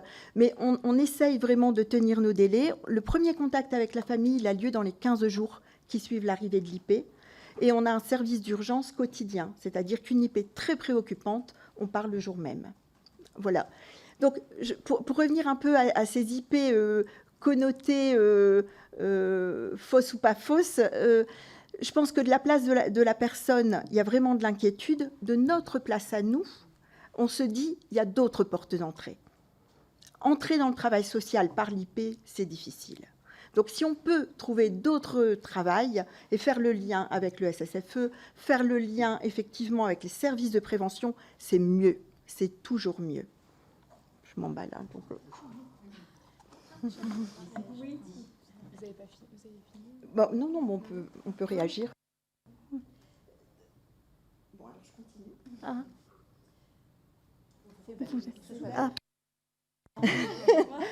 Donc, si on peut travailler autrement que dans l'IP, c'est vraiment mieux pour l'enfant et pour sa famille. Maintenant, quand ce n'est pas possible, quand il n'y a pas d'autres services qui sont là, eh ben, effectivement, l'IP, c'est le levier pour venir à un moment donné s'intéresser à une cellule familiale et comprendre ce qui se passe. L'idée, c'est véritablement d'apporter de l'aide, de sortir l'enfant du danger, si danger il y a, et d'apporter de l'aide. Moi, je peux vous dire un peu, hein, donc chez nous aussi, hein, les premiers qui nous alertent, c'est l'éducation nationale. À peu près, entre l'enseignement national et puis les établissements privés, on est à 35%, à peu près 34%. Le procureur, 16%. Le monde de la santé, 8%.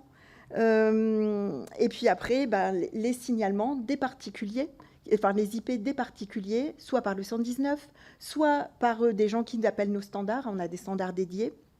Voilà, et donc, véritablement, il y a quelque chose qui est en train de se mettre en mouvement, de faut faire de l'IP. Je pense aussi qu'il y a eu des drames qui ont eu lieu dans les établissements scolaires. Il y a vraiment quelque chose d'une majoration de l'anxiété pour le professionnel qui est face à ses enfants. Et je pense qu'on a un peu ces mécanismes d'ouverture de parapluie qui viennent mettre en sécurité le professionnel et être sûr, et c'est ça l'intérêt de la CRIP, c'est qu'en fait, nous, tout est tellement piloté et enregistré qu'ils se disent, c'est sûr, l'information, elle est prise. Voilà. Et ça, je crois que c'est rassurant, en fait, pour eux. Donc, on a ces IP qui malheureusement nous arrivent. Je pense qu'elles n'auraient pas dû nous arriver dans l'intérêt de la famille et de l'enfant, mais du point de vue du professionnel, je pense que c'est rassurant de l'avoir déposé quelque part. Donc c'est pour ça que nous, on a cette espèce d'embolisation, et on le sent très très fort dans le Nord. En ce moment, on a vraiment des montées en charge, et quand on regarde, alors c'est mon travail en tant que responsable CRIP, je regarde la teneur des éléments. Parfois, ils sont très pauvres, parfois c'est 3 lignes. Et du coup, c'est très pauvre de décider d'ouvrir une IP quand on sait tout ce que ça va engager pour la famille sur 3 petites lignes, un peu vides de contenu. Donc, on passe des coups de fil, on essaye de savoir, on essaye d'aller chercher un peu plus de matière pour savoir si on ouvre ou si on n'ouvre pas, parce que c'est une vraie responsabilité de notre place. Voilà. Bon, maintenant, ça demande du temps et on a vraiment beaucoup d'IP qui nous arrivent tous les jours. Donc, c'est là où on est en train aussi, nous, chercher un peu des solutions aussi alternatives, même si je suis convaincue que les équipes dédiées apportent effectivement des savoir-faire et de la spécialisation. Voilà. Sur le Covid, c'est évident que... il s'est passé quelque chose dans les familles. Je pense que les familles avec lesquelles on travaillait, qui étaient déjà très précarisées, avec des manques de repères, celles-là, on les a gardées, on les retrouve encore. Par contre, je pense qu'il y a une frange de la population qui, au moment du Covid, sans ces extérieurs qui sont ressources pour l'enfant, qui font tiers dans les relations, se sont un peu effondrées. Et aujourd'hui, alors moi, quand j'ai monté la CRIP il y a 5 ans en Flandre, j'étais convaincue, je suis assistante sociale de formation, et j'ai travaillé longtemps en maison, en UTPAS à l'époque, donc j'ai fait du secteur et de la polyvalence de secteur, et je faisais les IP à ce moment-là.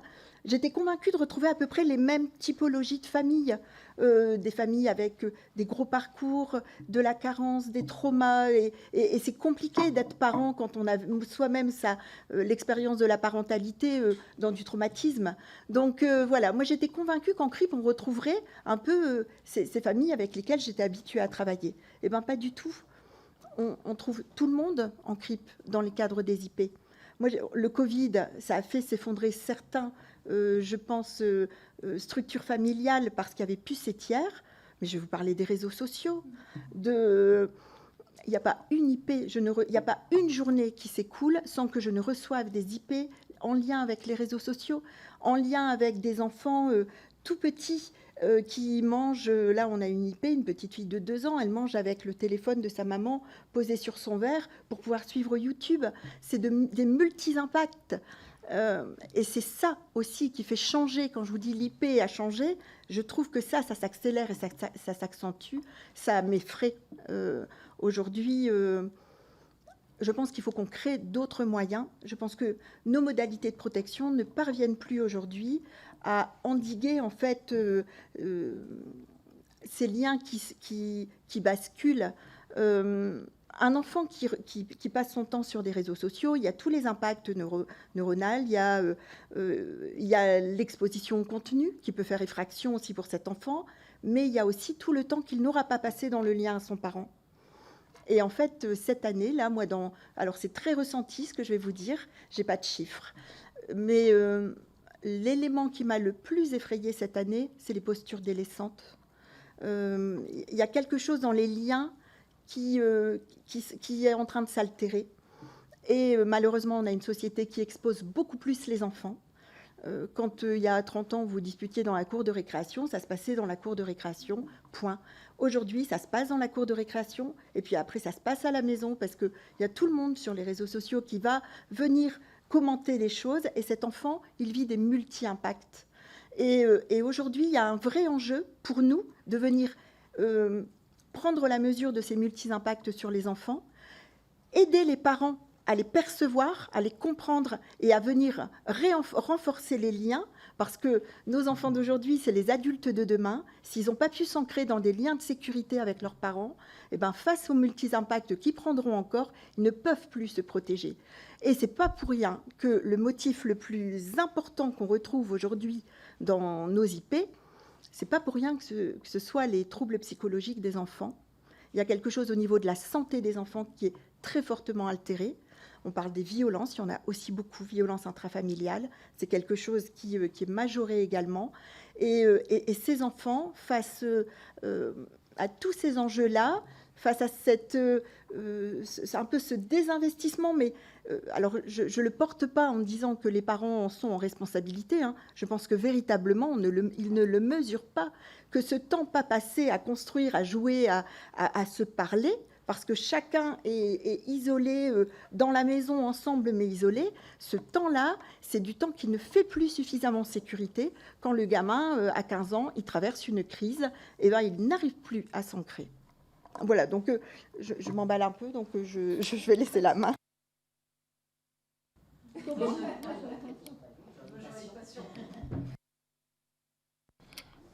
Oui, je souhaitais apporter aussi d'autres éléments de réponse, notamment sur l'augmentation des IP que vous avez relevées. Alors c'est vrai que pour nous, au niveau de la crise sanitaire, l'année de la crise sanitaire, ça a été une année stable, ce qui nous encourage à penser que les situations les plus graves ont néanmoins été repérées. Mais ce qui est certain, c'est que ça a renforcé un huis clos sur une certaine période, un huis clos, et ça a certainement renforcé et aggravé des situations déjà vulnérables et des situations de violence. Mais je crois que l'augmentation aussi qu'on peut constater, elle est aussi liée au fait que les pouvoirs publics se sont beaucoup saisis du sujet de la protection de l'enfance.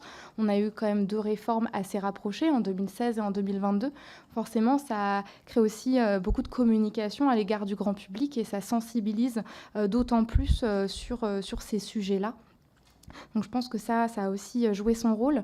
Sur les questions relatives entre l'IP et le signalement, alors c'est vrai que nous, dans le Val-de-Marne, et on intervient de la même voie avec le parquet, c'est vrai que nous, on encourage plus spécifiquement, donc à nous, c'est notre message, on encourage plus spécifiquement à faire une information préoccupante en cas de doute des professionnels, parce que parfois un professionnel est un petit peu embêté à savoir est-ce que je fais une IP, est-ce que je fais un signalement. Nous, ce qu'on affirme, c'est que notre rôle à la CRIP, comme je le disais, on est un service d'urgence et notre rôle, c'est de repérer ce qui relève d'un signalement et donc de centraliser ces IP. Et si on relève que effectivement ce sont des faits de nature pénale qui doivent relever d'une enquête pénale ou d'une protection en urgence, eh bien on fait ce travail-là. d'analyse et de signalement sans délai au parquet des mineurs. C'est comme ça qu'on s'articule avec le parquet. Et sur les fausses IP, il y a déjà beaucoup de réponses qui ont été données. Je partage totalement le propos.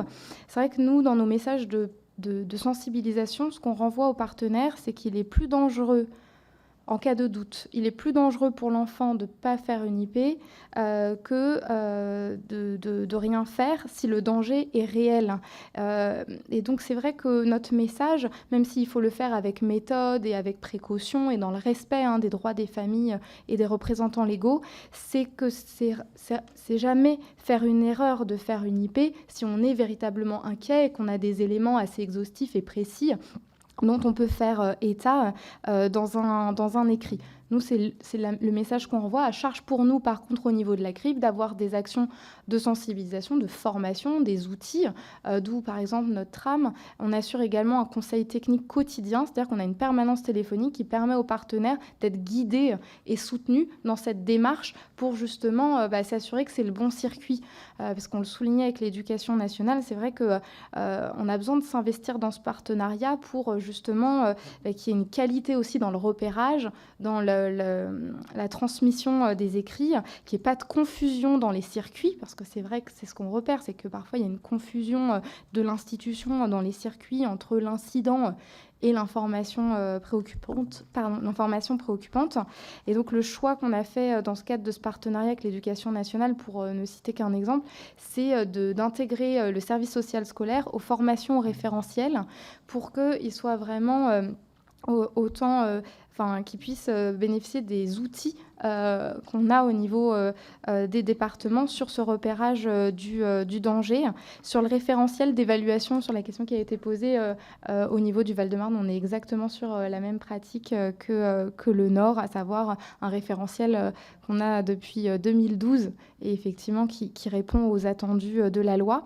Et vous avez soulevé une question sur l'évaluation du tiers digne de confiance. Et effectivement, la loi de 2022, elle nous amène, et toutes les lois nous amènent à revoir nos pratiques. Et donc, effectivement, ça a été l'occasion pour nous d'actualiser notre guide pratique de l'évaluation pour intégrer dans nos pratiques cette évaluation systématique d'un tiers digne de confiance et d'indiquer pourquoi est-ce qu'on le fait, donc, en quoi ça répond à l'intérêt de l'enfant. Et surtout, qu'est-ce qu'on évalue chez un tiers digne de confiance ? Qu'est-ce qu'on évalue en termes d'intérêt manifesté, de conditions d'accueil, de capacité de protection ? Donc effectivement, on a été amené à faire évoluer nos pratiques et nos outils pour soutenir justement ces évaluations, et ce qui nous conduit quand même à un gros travail, c'est-à-dire de ne pas juste évaluer que les parents sont défaillants et qu'il y a un danger si grave qu'une séparation est nécessaire, mais aussi d'évaluer qu'il y a des personnes ressources avec un lien d'attachement avec le mineur, et évaluer la solution la plus adaptée pour lui, qui serait peut-être mieux qu'un placement à l'aide sociale à l'enfance. Et pour finir sur votre question, il y a eu beaucoup de questions sur la coordination avec le parquet. C'est vrai que pour nous, c'est vraiment un partenaire du quotidien. C'est vraiment précieux d'avoir une articulation quotidienne. On est 2 services d'urgence, un service départemental, un service judiciaire. Et pour faire du bon travail, on a besoin d'être extrêmement bien articulé, notamment sur les situations les plus graves, parce que tous les jours, on traite de situations extrêmement graves. Et donc, c'est vraiment précieux d'avoir, que ce soit lors d'instances partenariales ou dans le quotidien, d'avoir cette bonne coordination avec le tribunal. Merci. Je voulais juste rajouter, vous soulignez les problématiques des enfants que vous soulevez, qui sont tellement aujourd'hui prégnantes dans notre société. Nous, ce qu'on voulait dire au niveau c'est que l'IP n'est pas le seul moyen. Ça, certes, il ne faut pas passer à côté du danger de l'enfant, mais aussi créer peut-être des pratiques innovantes pour rendre justement l'accompagnement de l'enfant qui risque d'être en danger, pour pouvoir accompagner ces familles. Et on voulait dire que nous, professionnels, c'est vrai que nos compétences, enfin en tout cas en tant qu'AESP, nos compétences seraient indispensables dans ces lieux de concertation pour créer des pratiques innovantes selon les territoires, c'était ce qu'on avait envie de partager. Et la question, c'est d'adapter aussi à la situation le plus possible. Et je pense que c'est aussi le questionnement des CRIP, parce que sinon, ça amène à la situation que vous indiquez. C'est les parents qui craignent de venir parler eux-mêmes de leurs difficultés. Et c'est pour ça que je parlais d'un juste équilibre. C'est le juste équilibre entre j'ai une inquiétude pour un enfant, effectivement, il faut faire quelque chose, mais quoi? On a tout un panel d'actions qu'on peut mettre en œuvre, et le but, c'est aussi de réfléchir collectivement et en bonne intelligence pour que la situation de danger cesse pour l'enfant, mais aussi que les parents puissent venir se confier. Parce que est-ce qu'on veut arriver à un système où on protège les enfants que par la délation d'autres personnes? Voilà, l'objectif, c'est de se dire...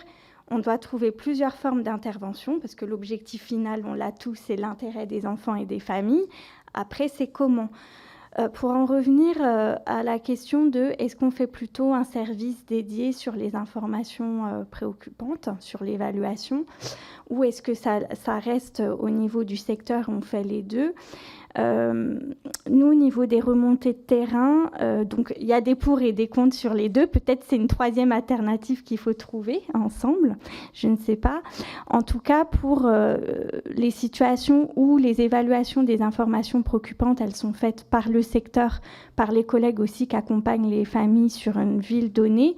L'avantage aussi que ça apporte, c'est que justement, quand il n'y a pas de cellule dédiée, on a un secteur donné, souvent c'est une ville, et quand on accompagne les personnes sur une ville, on connaît bien les directeurs d'école, les centres de loisirs. On peut être dans ce travail en partenariat, justement, à amener une connaissance mutuelle, à essayer de réfléchir collectivement sur des actions de prévention qu'on peut mettre ensemble. Et un partenaire, quand il a un doute, il peut aussi nous appeler directement. Et c'est en développant ces connaissances-là qu'on peut aussi intervenir et accompagner au mieux les familles.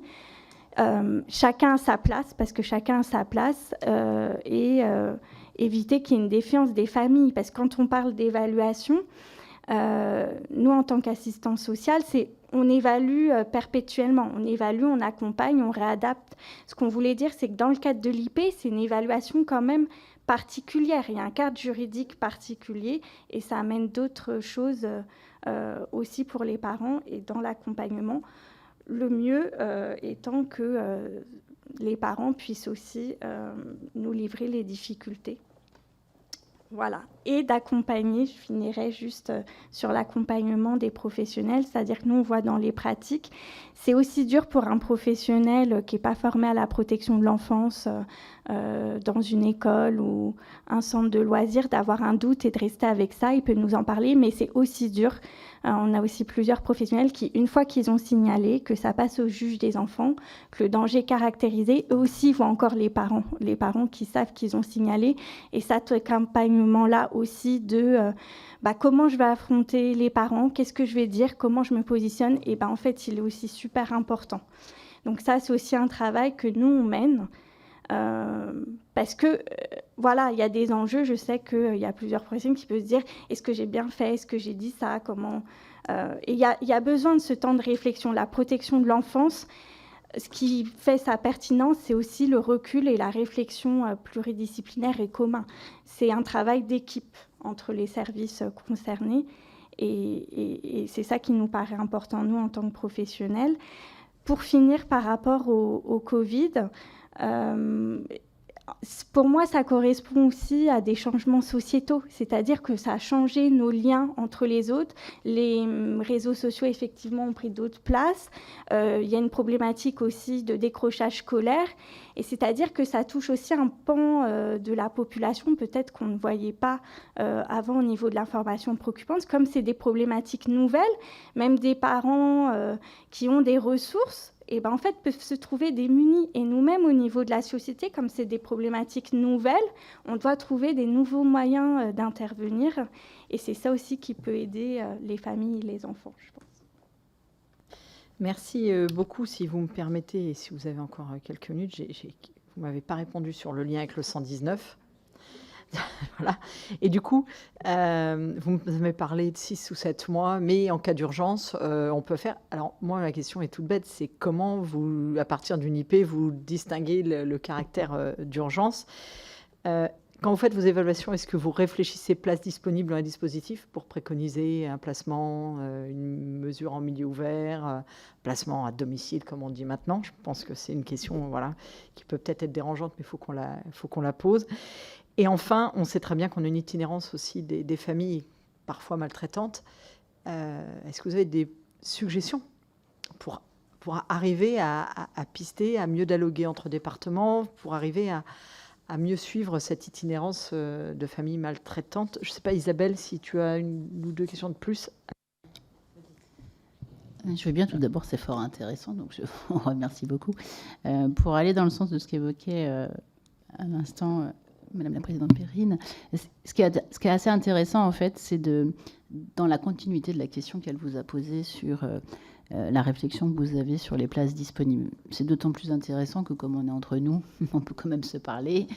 Dans le Nord, actuellement, vous êtes tout d'abord le premier département de France à accueillir des enfants.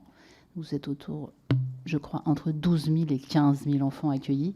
Donc on est sur un ordre de grandeur qui nécessite, vous êtes quelques départements en France, 4, à être au-dessus de 10 000. Donc on parle évidemment d'une dimension très, très importante. Donc je voudrais tout d'abord savoir si ces chiffres sont liés à 5 000 en accueil, 5 000 en AEMO. Tout d'abord, savoir ce que ça représente pour vous. Et justement, parce qu'il y a une situation dans le Nord avec des très grandes manifestations actuellement en cours, des mobilisations du champ social autour de... qui y arrive évidemment jusqu'aux parlementaires, hein, n'en ayez aucun doute. Du coup, je voudrais juste savoir si c'est vrai que, en tout cas, la situation actuelle parle de plusieurs centaines d'enfants, puisque vous êtes sur des chiffres extrêmement élevés, bien sûr. Donc tout ça mis en corollaire. Vous êtes sur des chiffres élevés. Est-ce que, en effet, vu que vous êtes en saturation et qu'il y a des enfants qui partent sur la Belgique, etc., est-ce que, en tout cas, c'est comme ça que c'est vu, est-ce que vous avez cette réflexion autour de justement cette information préoccupante, puisque qu'est-ce qu'elle va donner dans les services et qu'est-ce qu'on va pouvoir apporter à l'enfant? Et je vous dis ça parce qu'en fait, j'ai beaucoup travaillé, moi, avec le Québec. Je m'intéresse évidemment beaucoup à ce que fait le Québec. Je trouve tout n'est pas copiable. J'avais fait un déplacement à l'époque avec les équipes du Val-de-Marne. Évidemment, la cellule prison à l'entrée, quand on rentre d'une fugue, il est hors de question que nous, en France, on puisse faire ce genre de choses. Mais par contre, ils ont des choses extrêmement intéressantes qui pourraient être de nouvelles pratiques. Et c'est des choses sur lesquelles nous allons évidemment travailler dans la commission d'enquête. Mais ce que je voudrais savoir, c'est vous, comment vous regardez un peu aussi toutes les innovations qui peuvent être à l'étranger, en Belgique, en Allemagne. Il y en a un peu partout. Il y en a au Québec, c'est connu, et dans d'autres pays, voilà. Mais c'est très, très intéressant de voir l'évolution via les neurosciences, les besoins fondamentaux des enfants. En fait, depuis moins de 10 ans, il y a énormément de choses que l'on peut faire bouger dans les lignes. Alors, il y a plusieurs questions. Donc le 119, en tout cas pour vous, Madame Goulet, donc il y a une certaine stabilité. On a toujours à peu près entre 9 et 10% d'IP venant du 119, mais sachant qu'on a une augmentation des IP, bien sûr, ça fait une augmentation du nombre, mais globalement, c'est une certaine stabilité. Moi, je travaille très bien avec le 119. Monsieur Vigneron, il est venu dans le Nord. Voilà, on a c'est très, très fluide. Franchement, si on a un besoin, on appelle, on a des numéros. Enfin, franchement, il y a les IP qui viennent, les transmissions du 119 sont toujours... on n'a rien à dire sur les... Voilà, il peut y avoir un ou deux couacs de temps en temps, mais c'est assez exceptionnel. Donc ça, c'était pour le 119. Concernant les chiffres, donc Madame, donc je les avais donnés avant que vous arriviez. Effectivement, nous avons actuellement 22 000, donc pour 2022, 22 178 mesures de protection, 12 959 mesures d'accueil. Donc voilà. Le reste, 9 219 mesures en milieu ouvert. Donc oui, nous sommes mobilisés. Oui, il y a effectivement... Pardon ? Oui, c'est ça, le premier département, c'est ce que je disais dans mon introduction. Le Pas-de-Calais est derrière, même s'il est déjà un département extrêmement précaire, mais il est très loin derrière. Voilà, donc c'est pas qu'on s'en glorifie, mais c'est comme ça. Donc on met beaucoup de moyens. Oui, nous sommes actuellement... alors, il y a des plans, effectivement, de mobilisation, de création... alors, de place. Alors on a, je pense, dans mes derniers souvenirs, c'est pas moi qui suis à la manœuvre, parce que je tenais à préciser quand même que nous avons 2 circuits de protection de l'enfance dans notre département, comme probablement d'autres départements. Nous avons le circuit protection par l'IP, c'est-à-dire une IP qui arrive, elle est évaluée et aboutit éventuellement à un signalement judiciaire, et en territoire, donc dans les maisons Nord Solidarité, comme elles s'appellent maintenant, les services de proximité qui accompagnent une famille, peut-être une grossesse accompagnée par la sage-femme de PMI, des critères de vulnérabilité, on met une TISF, la puéricultrice de PMI, un problème de logement, l'assistante sociale, ça se dégrade et il y a du danger. On ne fait pas évaluer par la CRIP. Effectivement, ces situations restent à la main des équipes de terrain qui connaissent, qui ont aussi beaucoup de compétences, et c'est elles qui font le signalement. Ce qui fait que dans nous, j'ai regardé les chiffres avant de venir, on est à peu près moite-moite. C'est-à-dire que vous avez les derniers chiffres 2023 me donnent un peu plus de 1000 signalements par la CRIP, un peu plus de 1000 signalements par les services de terrain. Hein, donc si ça peut vous éclairer sur ce plan-là. Donc oui, il y a des mouvements sociaux, oui, des discussions, oui, voilà, en centrale, les pôles dédiés essayent de trouver effectivement des solutions. On ouvre quasiment, on a on fait un appel à manifestation d'intérêt, nos associations de protection répondent présents, mais peinent aussi à trouver des professionnels pour accueillir ces enfants, parce que c'est pas trop le tout de créer des structures, hein. C'est qu'il faut trouver une qualité d'accueil forcément, hein. C'est pas que des gens qu'on met dans des trous, hein, excusez-moi l'expression. Donc voilà, donc ça c'est extrêmement compliqué. Donc on crée effectivement des petites structures, hein, plutôt des structures de 6-10. Et on a besoin beaucoup de place pour des tout petits. Alors quand on fait des évaluations d'IP et en territoire, où on essaie au maximum, s'il y a besoin d'un éloignement familial, c'est l'éloignement qui comptera. On ne va pas chercher s'il y a des places derrière, mais il nous arrive effectivement, nous avons un certain nombre de placements non réalisés. Oui, c'est vrai, et qui a été en augmentation, vous devez le savoir, ce qui fait hurler nos professionnels de terrain. C'est-à-dire que nous avons des juges pour enfants qui prononcent une mesure de placement et nous ne trouvons pas de place. Oui, c'est vrai. Je crois qu'à un moment, on n'était pas loin de 200, je pense, dans le Nord. Alors, on baisse régulièrement. Faudrait que je vérifie, parce que c'est pas moi qui suis à la manœuvre. Vraiment, c'est suivi, mais journellement, quotidiennement, pardon, par notre président. Voilà, c'est tous les jours où en sont les mesures non réalisées, quoi. Donc ça, c'est un drame. Sinon, pour les interventions effectivement innovantes, oui, nous avons un conseil scientifique, hein. Donc, sous l'impulsion d'Anne Devrez, notre ancienne DGA, nous avons donc une conseillère scientifique, c'est Julie Chapeau, qui est à la manœuvre, qui est une directrice projet, qui s'est beaucoup inspirée effectivement de ce qui se fait au Québec. Elle a fait des voyages. Donc, par exemple, en PMI, nous sommes allés, nous avons l'intervention relationnelle qui a été mise en place dans les services de PMI. Donc, nous expérimentons. Sinon, donc il y a plein de choses, effectivement. Nous avons une chargée de projet 1000 jours qui est aussi très portée sur tout ce qui est prévention. Nous avons encore la chance dans le Nord d'avoir des services des PMI qui sont encore très dotés de puéricultrices, de médecins. Nous avons encore beaucoup de médecins, même si nous en perdons. Nous avons 2 psychologues dans tous les services de PMI, donc ça fait plus de 100 psychologues au département du Nord. Donc, au niveau prévention, c'est vraiment un axe fort. Et par exemple, je tenais pour terminer, nous portons depuis 2020, ça a commencé avant le Covid, on a eu un petit frein, l'expérimentation des conférences familiales. Donc, avec l'aide de Mohamed Lousni. Donc, et nous avons, je pense maintenant, 120 coordonnateurs, je pense, formés au niveau du département du Nord. Et c'est quelque chose, vous parliez de l'évaluation dans le cadre IP de la famille élargie, hein, donc de la mobilisation, des ressources mobilisables. Donc oui, bien sûr, en cadre IP, nous le faisons, tiers digne de confiance, et les conférences familiales. C'est quelque chose que nous expérimentons, ce qu'on appelle des conférences immédiates, c'est-à-dire que quand nous avons une famille où il y a une OPP, on va être clair, hein, une OPP. L'OPP est mise en œuvre, mais nous déclenchons une conférence dans certaines situations, hein, qui sont bien sûr adaptées. Nous déclenchons une conférence familiale dans les 15 jours, de telle manière que avant l'audience JE, nous pouvons proposer, et sur l'expérimentation qui a été faite sur la direction de Lille, je pense que sur 20 conférences familiales, 18 ont été bénéfiques et il y a eu levée de placement, on a trouvé dans l'entourage familial. Donc, je pense que voilà, les conférences familiales, alors ce sont des pratiques innovantes, hein, il faut faire adhérer les professionnels, il faut y croire, ça demande du temps, il faut un peu décharger, parce que c'est long de faire une conférence familiale, mais en tout cas c'est une pratique innovante et nous sommes très aidés par donc Julie Chapeau qui porte effectivement tous ces projets innovants. Nous avons accueilli, c'était un projet européen, Side by Side, donc elle était en relation avec l'Irlande, l'Autriche et l'Italie, hein, donc c'était un partenariat.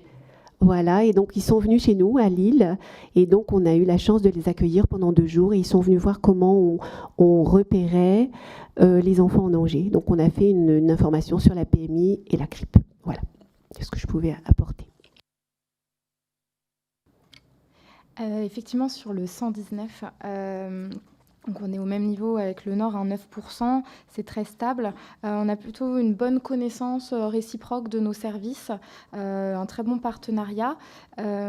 Pour exemple, l'année dernière, on a fait des immersions réciproques entre nos services. Donc on a accueilli 10 écoutants du 119 qui sont venus une journée à la CRIP, et réciproquement, on a mes collaborateurs qui sont allés une journée au 119 pour observer le travail des écoutants. Donc c'était effectivement une expérience intéressante, et c'est un partenariat très fluide. Sur les questions importantes que vous avez soulevées sur est-ce que nos décisions sont liées à nos moyens, je pense que c'est très important d'avoir un message clair sur le sujet, à savoir que non. Et notre organisation nous protège de ça.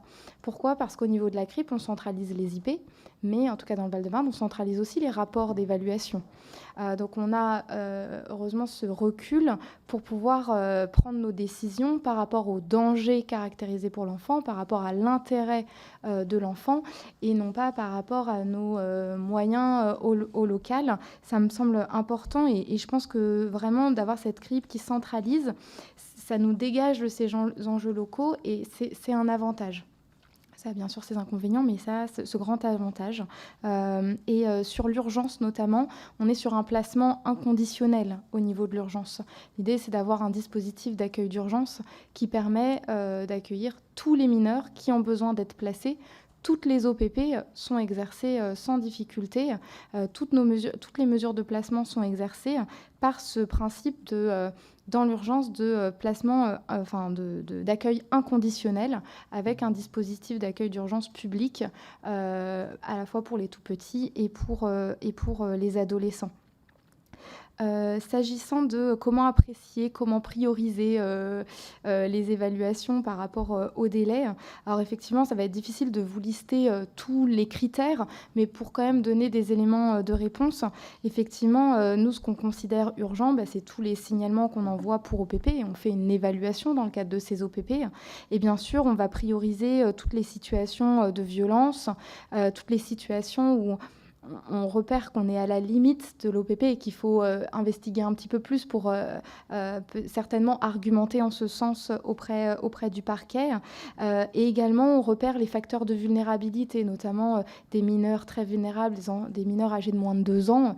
Bien sûr qu'ils ne font pas partie de ceux qui font l'objet de délais d'évaluation plus importants. C'est vrai que les délais, ils s'engagent un petit peu plus sur les carences éducatives qui sont tout autant importantes, mais qui se travaillent moins dans l'urgence. Donc on apprécie, on va dire, le degré de gravité par rapport à ces critères-là, la vulnérabilité, la notion du danger, et notamment la question de la violence. Et quand on se demande si vraiment il y a besoin d'une protection très très rapide pour le mineur. Et vous avez également posé la question des familles itinérantes. Effectivement, c'est un sujet. Alors, on a des partages d'informations entre CRIP, et c'est globalement fluide. Moi, j'ai des retours de mes équipes me disant que c'est globalement fluide dans nos partages d'informations, mais encore faut-il avoir des petits indices qui nous signifient que la famille est passée par ce territoire ce qui nous permet de mener notre petite enquête.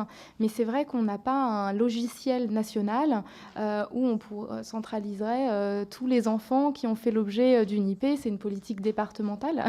Donc, par contre, quand on a ces indices, où on sait que la famille est passée par là, eh bien, on fait ces recherches-là. Et ça s'inscrit dans l'analyse de premier niveau qui a été décrite en propos introductifs par le Nord, où effectivement, de toute façon, pour bien orienter une IP, on fait ce travail de recherche avant d'engager l'évaluation pour avoir tous les éléments, enfin en tout cas le plus possible d'éléments qui nous éclairent et utiles à la compréhension de la situation.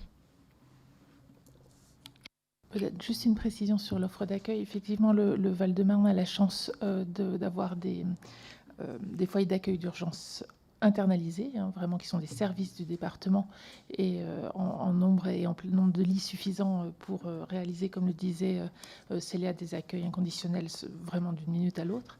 De la même manière, il a une offre d'accueil plus généralement en MEX et en famille d'accueil suffisante à la date d'aujourd'hui, ce qui n'est pas le cas encore dans tous les départements, et c'est une chance, on en est très conscient. Je voudrais juste signaler qu'à terme, compte tenu des difficultés financières de tous les départements, ça va être très très compliqué de maintenir ce niveau d'accueil, parce qu'il ne suffit pas de créer des places, il faut aussi les financer. Et les financer aujourd'hui, c'est un peu compliqué compte tenu des finances des départements. Je pense que certains de nos collègues sont déjà dans cette situation. Nous, on est encore préservés, mais si le nombre notamment de mineurs non accompagnés devait encore augmenter, avec cette injonction tout à fait normale de ne pas les accueillir à l'hôtel, il y a un moment où la question de l'offre se posera véritablement. C'est tout bon? Allez-y, j'ai vu que vous vouliez prendre, c'est pour ça. Juste au niveau des pratiques innovantes, nous, au niveau de l'association nationale des assistants de services sociaux, donc on est sur toute la France et il y a justement des lieux d'échange de pratiques entre professionnels de divers départements de France et même à La Réunion, etc., où ça permet justement, nous, dans l'échange, de voir les pratiques sur d'autres départements, d'échanger. Et c'est aussi comme ça qu'on peut avoir de nouvelles idées auprès des familles, en tout cas perfectionner notre pratique. Donc ça, c'est quelque chose d'important pour nous aussi, professionnels, de pouvoir voir ce qui se passe ailleurs et échanger vraiment ensemble pour pouvoir amener le changement, parce que le changement aussi, ça s'accompagne. Et juste au niveau des décisions par rapport au nombre de places qui ne sont pas trouvées, alors que les mesures sont prononcées par le juge des enfants. Alors, c'est autant au niveau de placement que dans le cadre de mesures éducatives. Et forcément, pour les professionnels, quand on fait l'évaluation, même si on ne doit pas tenir compte de ça, parce qu'on se fie aux besoins de l'enfant et on se dit qu'il faut aussi faire remonter les besoins. N'empêche que dans un coin de notre tête, ça reste, parce que quand on évalue les situations, on voit l'enfant, on sait qui est cet enfant, on voit où il vit, on connaît ses parents et forcément, il y a une pensée pour cet enfant. Et quand il n'y a pas, ça peut poser des dilemmes éthiques et déontologiques. Et ça, effectivement, c'est difficile et ça s'accompagne. Et pour qu'il y ait l'attractivité aussi de nos métiers, parce que c'est des métiers de passion qu'on aime, il faut aussi pouvoir avoir ces moyens-là pour qu'on puisse exercer notre métier et aider les familles dans les meilleures conditions possibles. Merci beaucoup. Merci d'être venu, d'avoir répondu à notre demande d'échange. Je le redis, merci pour tout ce que vous faites. Vous faites partie des personnes engagées auprès de cette difficile mission de la protection de l'enfance. Et même si on entend beaucoup de critiques, on a vu encore aujourd'hui que nous avions affaire à des personnes passionnées. Et donc, merci pour tout ce que vous faites, pour vous aujourd'hui, mais aussi pour tous vos collègues de tous les départements qui agissent dans ces CRIP et également les assistants sociaux qui agissent au plus près. Merci à vous. Et si parmi vous, certains ont l'impression d'avoir oublié quelque chose, vous pouvez toujours nous envoyer une contribution écrite. Je vous remercie.